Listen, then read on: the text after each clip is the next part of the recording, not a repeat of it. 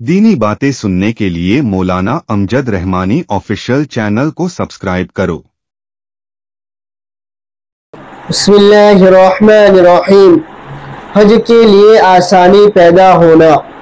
اگر کوئی شخص حج کی خواہش رکھتا ہو لیکن اس کے پاس حج کرنے کے وسائل، سرمایہ اور انتظامات نہ ہو تو وہ روزانہ 100 بار باوضو یہ آیت پڑھا کرے۔ اول و آخر درود ابراہیمی 11 بار، یا یہ آیت کسی بھی نماز کے بعد پڑھ سکتا ہے، البتہ اگر عشاء کی نماز کے بعد پڑھے تو زیادہ بہتر ہے۔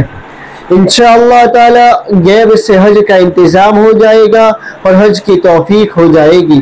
وہ آیت یہ ہے: اعوذ باللہ من الشیطان الرجیم، لقد صدق اللہ رسولہ الرؤیا بالحق لتدخلن المسجد الحرام ان شاء اللہ آمنین محلقین رؤوسکم ومقصرین لا تخافون فعلم ما لم تعلموا فجعل من دون ذلك فتحا قريبا